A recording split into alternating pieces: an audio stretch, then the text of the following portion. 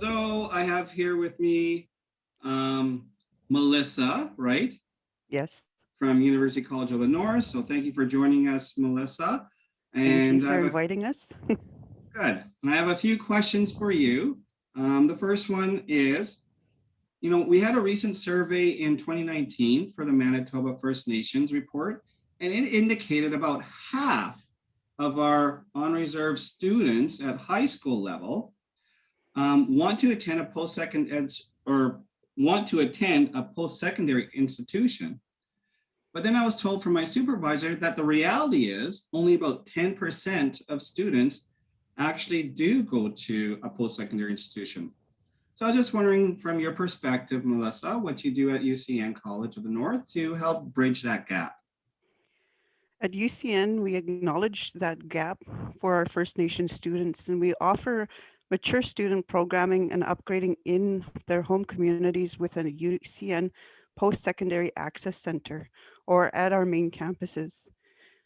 We also offer post-secondary training opportunities in communities with post-secondary centers where our instructors go into those communities to teach. We also provide orientation activities at both campuses, so our students who have relocated can meet peers and create community within our doors. We have student ambassadors who represent our student body and provide peer support at our UCN campus events. Awesome. I really like to hear that you actually go into some of the communities to do some teaching. So that's really awesome to hear. We provide 12 access centers in communities, and we're also knocking on doors of communities where we don't have centers and providing opportunities in those First Nations. Oh, that's great. That's a really good way to bridge the gap. So everything you mentioned there. Second question I have for you, what are some of the campus services available specifically for First Nation students? UCN, 70% of our student population self-identifies as Indigenous, whether they're First Nations status, non-status, Métis, or Inuit. So our campus services are for all students. They're not specifically just for First Nation students. However, we do have Aboriginal student centers on both main campuses in the Paw and Thompson, where Indigenous cultural teachings are shared with everyone who is interested. Now, I know some of our students from a high school's perspective, they're probably wondering, what would campus life be like for a first year student? That could be a little daunting and overwhelming. So if you could share a little bit about that, it might help to ease that anxiety. I just wanted to explain a little further the uniqueness of UCN, or University College of the North.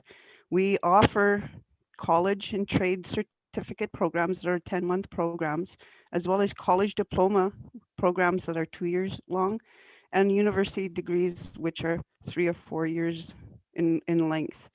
So when I looked at this question, some of our students are only going to attend campus with us or programs with us for 1 year. So they're technically a first year student for the duration of their studies with us.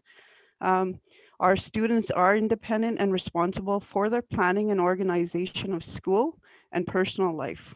Our students live and study independently. However, we provide daytimers for students to schedule daily, short-term, and long-term goals that they set for themselves. If our students are having trouble planning or organizing study schedules or budgeting, they can contact our student services for support.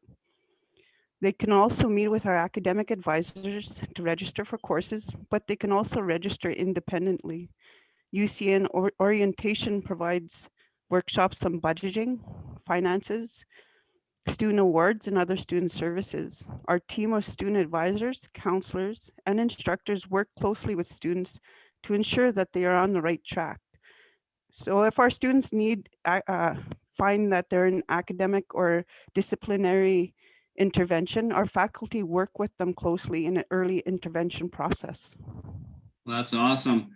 And I really like to hear about the student planner. I used to work at a post-secondary institution, and I would highlight that student planner because it was, for some people, a real lifesaver in scheduling and planning out each date of academic studies that come up. So, Exactly, yes. all right. So fourth question I have, if I live on a reserve of federal land, what kind of bursaries or funding would I have available for tuition and costs?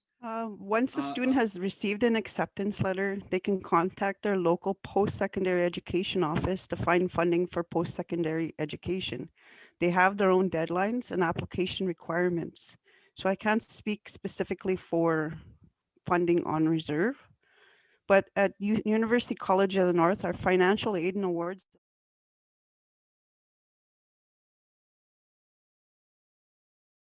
University College of the North Financial Aid and Awards staff serve as a resource to students and prospective students seeking funding and bursaries once students have been accepted into the program.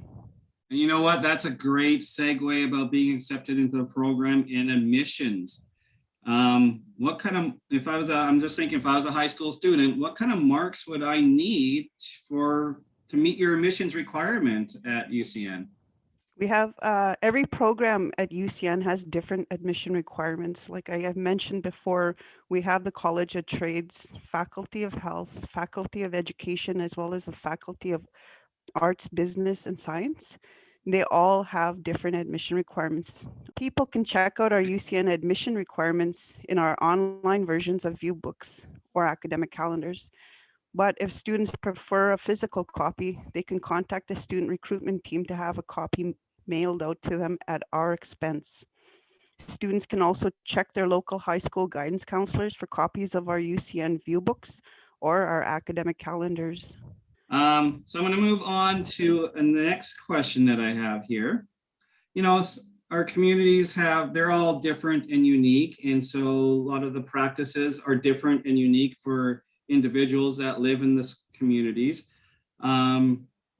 So some may do smudging, some students may want to access an elder or peer learning, or used to maybe even, study groups with just indigenous peers, right?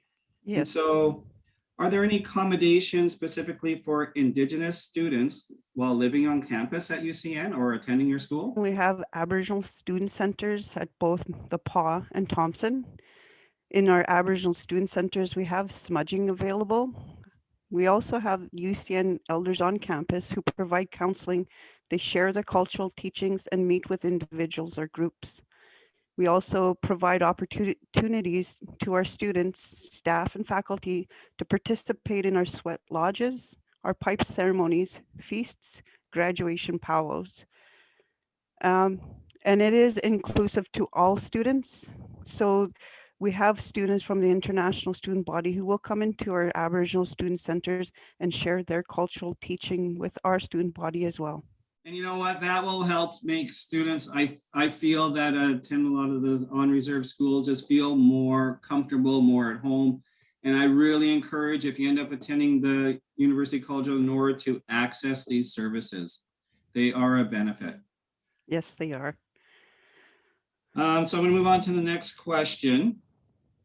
So as we know, with COVID-19, there's a lot of online learning now, and I'm sure that's the same for UCN.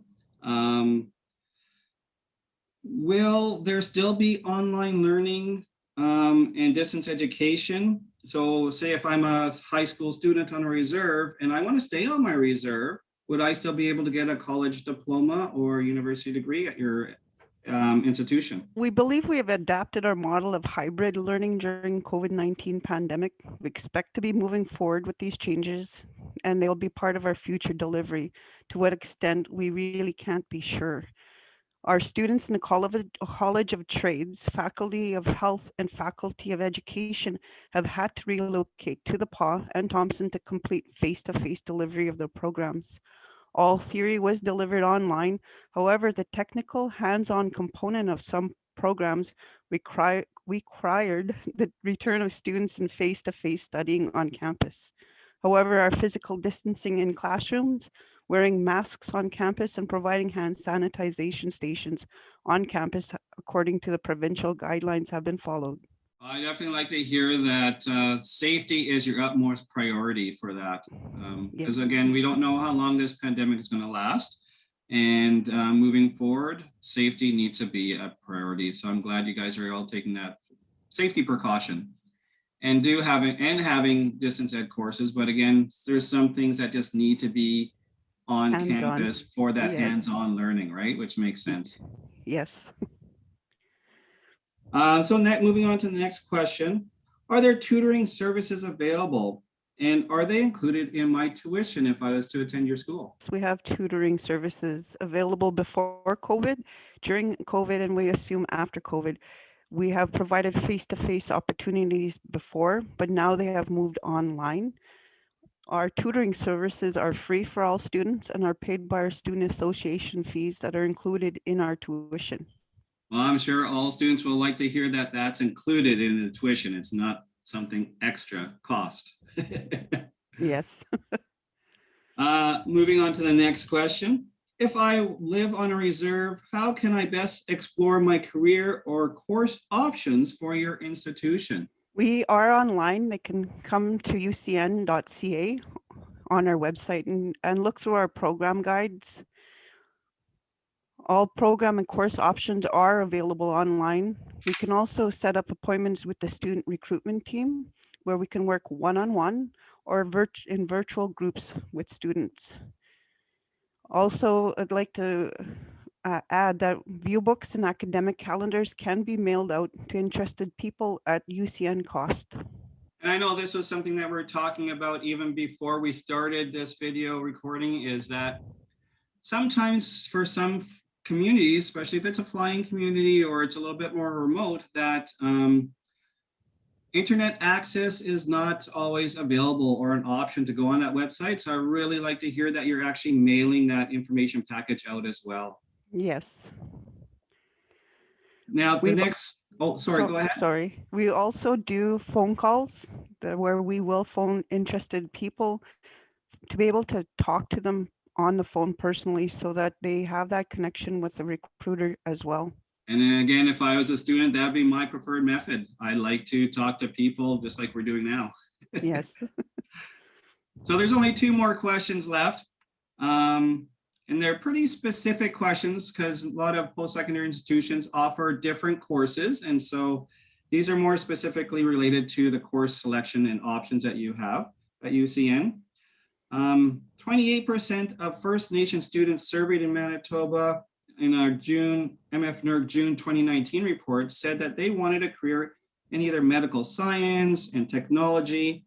And so I was just wondering, what learning opportunities do you have available in these areas? At UCN, we have the Faculty of Health, which offers a Bachelor of Nursing program, Diploma in Nursing, Healthcare Aid, and Primary Care Paramedic. We also offer a course in medical terminology as well. And I'd like to also add that we have the Office Assistant Certificate program, which has a medical major. We also have a Bachelor of Arts degree program that offers a minor in science. And you know what I just heard there? Options, options, options. And that is great because students definitely need that. And finally, for our last question. Now, again, this is according to the MFNERC June 2019 survey. 47% of First Nation students said they wanted a trades job after graduating high school. So again, what options in this particular area do you have available at your school? University College of the North, we have the College of Trades and Technology programs. In the PAW, we offer automotive technician, carpentry and woodworking, culinary arts, electrical trades fundamentals, heavy duty mechanics, industrial welding, and natural resource management. We offer the introduction to trades. It's where students are prepared to repair and maintain residential, commercial, and industrial buildings. Students in the intro to construction trades learn fundamentals of carpentry, electrical, and plumbing. We offer other trades programs through our workforce development centers and post-secondary access centers as well. For example, we offer the heavy equipment operator as well as home builder certificates in these programs. Wow. Again, I'm hearing options, options, options available. Yes, we're very unique as we offer trades, college and university programs for students. And is your main campus located in Thompson, or where is that located, if you don't mind me asking? We say we have two main campuses, Okay. the PAW and Thompson. Thompson has the big main campus, which delivers our university programs, while we offer the offsite trades program at our Severn Crescent unit.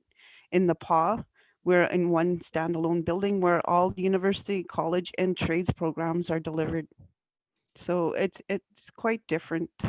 And that's one thing I really appreciate about the University College of the North is that it'd be probably more accessible to a lot of our more remote or northern communities, right? And so I Yes. really just want to highlight that. And other things to highlight, there'll be stay tuned at the end of this video because there'll be some great things posted for you to check out even further for website links and other connections to get involved and just explore, explore, explore. This is one video, many more to come. Thank you very much, Melissa. You're welcome, Brett. Thanks for welcoming us for an interview.